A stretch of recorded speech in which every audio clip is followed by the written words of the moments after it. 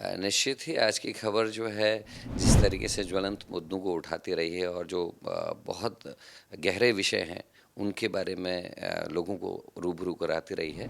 मेरी बहुत बहुत अनंत शुभकामनाएं हैं आपको कि राष्ट्रीय स्तर पर भी आप इसी तरीके से बेबाकी से अपनी बात को दिखाएं और लोग आपके चैनल को खूब पसंद करें और सच्चाई लोगों तक जा सके। उत्तराखंड पीसीसी चीफ करण महरा इस वक्त हमारे साथ मौजूद हैं। इनसे बात करते हैं। सर, आज देश का बजट पेश होने वाला है, बजट सेशन चल रहा है। उत्तराखंड चूंकि पहाड़ी राज्य है और विकास की तमाम ज़रूरतें हैं वहाँ पे, क्या लग रहा है इस बजट से, क्या कुछ उम्मीदें हैं आप लोगों को?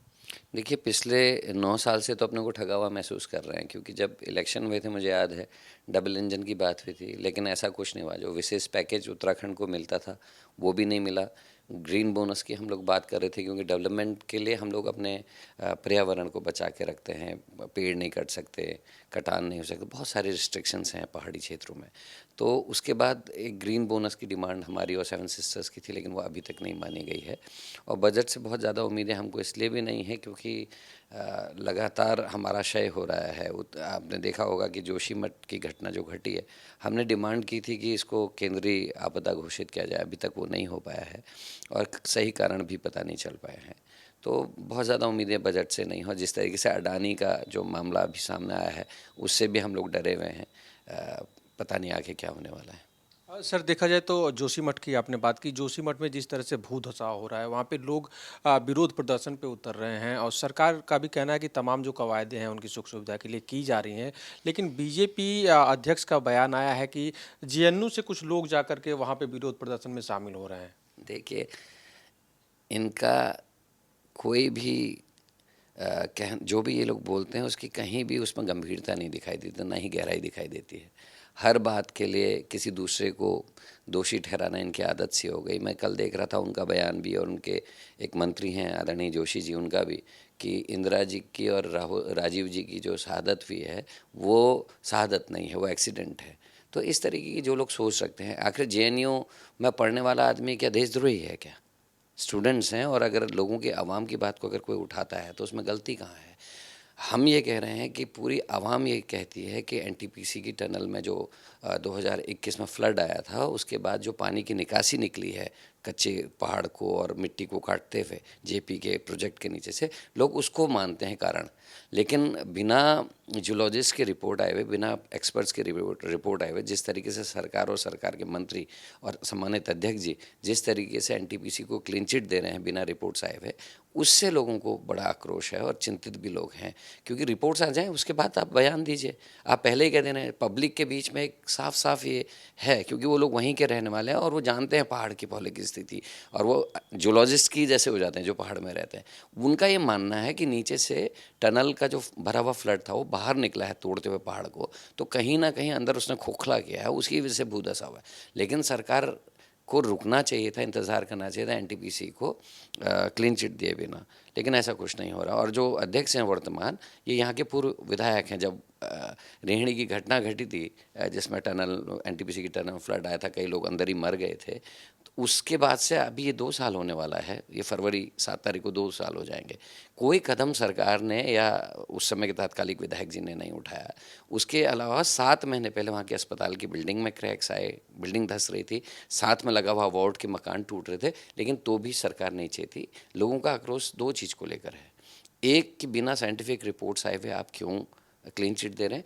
दूसरा, उनकी शिकायत इस बात को लेकर है कि सरकार के पास 2021 से आवेदन जा रहे हैं, लोग प्रतिवेदन दे रहे हैं, लेकिन सरकार ने कोई एक्शन लिया, इस बात को लेकर लोगों में नाराज़गी है। देखा जाए सर तो पिछले दिनों मुगल गार्डन का, राष्ट्रपति भवन में एक मुगल गार्डन होता था, उसका नाम बदल दिया गया है। देश में तमाम ऐसी ऐतिहासिक जगह हैं जिनका नाम बदला जा रहा है। इन नाम बदलने के पीछे बीजेपी और सरकार की क्या सोच है? इसको आप कैसे देखते हैं? कांग्रेस इसको कैसे देखती है? देखिए, अगर कोई नई चीज़ बनाई जाए, डेवलपमेंट भी होगा और उसका नामकरण भी हो, अच्छा लगता है। लेकिन जो बनी बनाई चीज़ें हैं उनके नामों के साथ छेड़छाड़ करना अपने आप में ये साबित करता है कि कहीं ना कहीं जो है गलतियां हो रही हैं। और ध्रुवीकरण, वोटों के ध्रुवीकरण की एक राजनीति मात्र है। जो लोग बहुत ज़्यादा अवेयर नहीं हैं, पढ़े लिखे नहीं हैं, या जिनके अंदर जागरूकता नहीं है, वो लोग इससे अट्रैक्ट हो रहे हैं। हकीकत यह है कि कोई भी पढ़ा लिखा आदमी हो, किसी भी जाति धर्म का है, वो चाहता है कि हमारी धरोहरें बची रहें। और हाँ, हिस्ट्री है भारत की, वो हिस्ट्री के साथ छेड़छाड़ ना हो। और वो लोग चाहते हैं कि अगर हाँ स्टेडियम का नाम बदलना है, एक नया स्टेडियम क्रिएट कीजिए ना, बहुत सुंदर सा बड़ा स्टेडियम बनाइए, उसका नाम रखिए। कोई और अच्छा सा गार्डन बनाइए, उसका नाम कुछ अच्छा सा रख लीजिए। कितनी अच्छा होगा, पूरा देश तरक्की करेगा, देश में माहौल अच्छा होगा। लेकिन ऐसा कुछ नहीं हो रहा, नया कुछ कर नहीं पा रहे। पुरानी सरकारों के द्वारा बनाई गई चीज़ों को बेचा जा रहा है, इकोनॉमी ख़त्म की जा रही है, केवल नाम बदलने की राजनीति है। सर देखा जाए तो उत्तराखंड में भी डबल इंजन की सरकार है और ये कहा जा रहा है कि जो भी ज़रूरतें हैं केंद्र सरकार उत्तराखंड के लिए पूरी कर रही है। वहाँ पे बीजेपी की ये दूसरी सरकार है और जो विकास के वहाँ पे आयाम है, उसको आप कैसे देखते हैं? विकास में क्या कुछ हुआ है वहाँ पे? कोई भी नया डेवलपमेंट नहीं है। आदरणीय नरेंद्र तिवारी जी के समय में जो डेवलपमेंट्स हुए थे, और उसके बाद की भी जो कांग्रेस की सरकार उन्होंने भी कई डेवलपमेंट्स वहाँ से किए। एक भी बड़ा नया प्रोजेक्ट भारतीय जनता पार्टी की 6 साल की सरकार नहीं दिखा सकती। और जितने भी हाईवेज़ बने, फ्लाईओवर्स बने, सब ये कांग्रेस शासित राज्य टाइम पे हुआ। इवन की जो रेलवे की बात ये करते हैं कि हम कर्णप्रयाग तक ले जा रहे हैं, उस प्रोजेक्ट को भी एक एंटोनी ने स्टार्ट किया था, बजट भी सैंक्शन करके गए थे। उसको ही अपना श्रेय लेने की कोशिश करते हैं। जैसे इन्होंने कटरा वाली जो गुफा है, उसका सोनिया जी के हाथ से उद्घाटन हुआ था, मनमोहन जी के टाइम पे पैसा भी मिल गया था, स्टार्ट हो गया था, उद्घाटन इन्होंने कर दिया। तो करा कुछ भी नहीं है। ऑल वेदर रोड, चार धाम रोड थी, उसको नाम ऑल वेदर नाम चेंज कर दिया, श्रेय ले लिया। तो ये करते कुछ नहीं है, कर कुछ भी नहीं रहे हैं। और हालात इतने बुरे हैं कि अस्पतालों में डॉक्टर नहीं है, स्कूल्स में टीचर नहीं है, और इंफ्रास्ट्रक्चर की बात करें तो कोई एक नया ईंट नहीं लगा है। राहुल गांधी की भारत जोड़ो यात्रा पिछले दिनों समाप्त हुई है और काफ़ी जन समर्थन मिला है।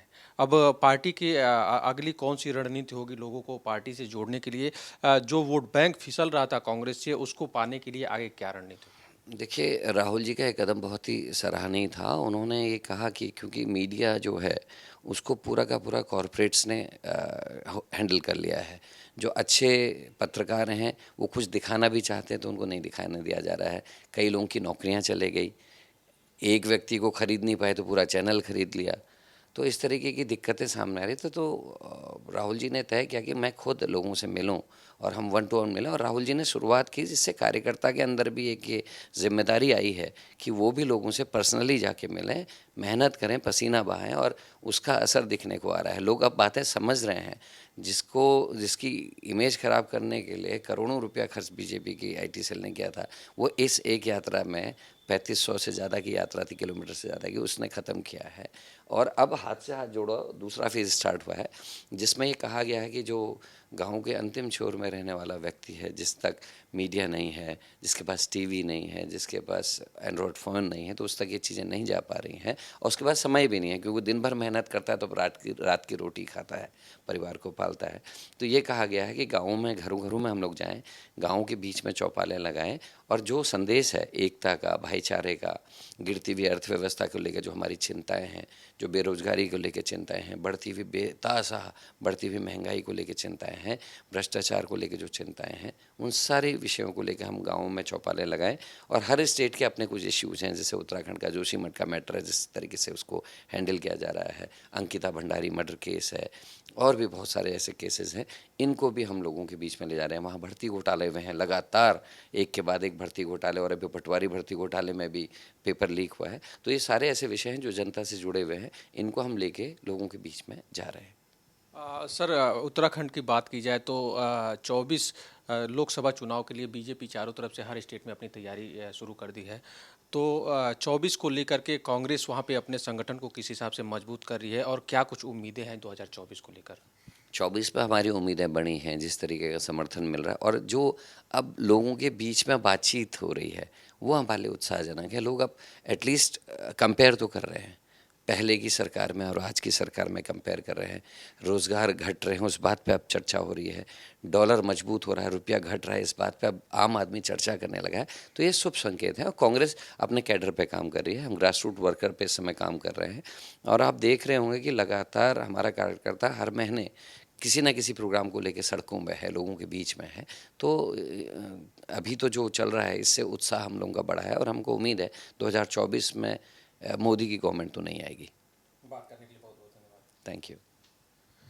तो ये थे उत्तराखंड पीसीसी चीफ, जिनका कहना था कि भारत जोड़ो यात्रा सफल हुई है और हाथ जोड़ो यात्रा का आगाज हुआ है और इसमें काफ़ी लोग जुड़ रहे हैं। 2024 की बात की जाए तो उत्तराखंड में 2024 में कमल खिलने वाला नहीं है और पंजे को वहाँ पे सफलता मिलेगी। वीडियो जर्नलिस्ट हरिराम जी के साथ पंकज तिवारी, आज की खबर, दिल्ली।